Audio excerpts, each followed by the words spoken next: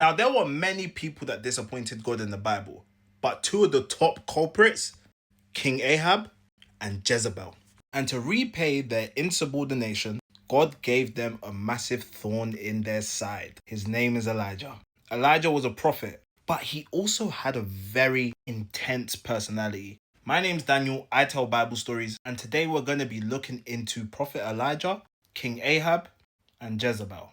Now, King Ahab had married this lady. Her name was Jezebel. Jezebel did not believe in God. She believed in another false god, and she spread this culture all over Israel at that time. She had many statues for her false god, she had many prophets for her false god, and the person on the throne that was meant to be God's representative was King Ahab. He did nothing about this, so God was very unhappy with him. One person that knew that God was very unhappy with him was Prophet Elijah. So Elijah probably thinks to himself, I see these guys love their rain and the way it makes them so much profit and it gives them good weather. He walks to King Ahab in front of everybody. King Ahab is watching, and he simply said, no more rain. King Ahab was like, what do you mean by no more rain? Elijah says no more rain, and he walks off.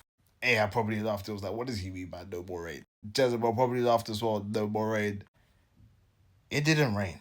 And I'm talking about for years. This got on Jezebel's nerves so badly. Anyone who claimed to be a prophet of God, she had them targeted, and she would do some horrible things to them.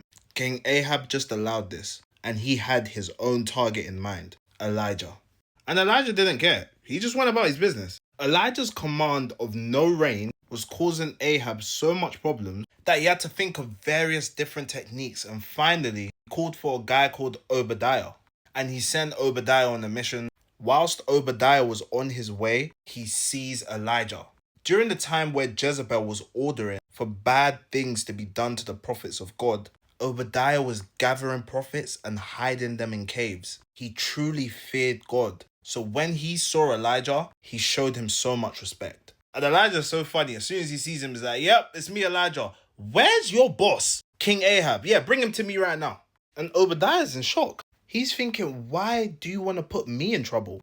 You want me to go and tell King Ahab that you're here. What if the wind of the Lord takes you? What am I to do then? I would have brought the king here for no reason. There must have been many instances where Ahab could have caught Elijah, but God seriously protected him. But Elijah confirmed he will definitely be here. King Ahab approaches Elijah, and Elijah immediately goes off because King Ahab called Elijah the troubler of Israel. And Elijah said, I'm the troubler of Israel?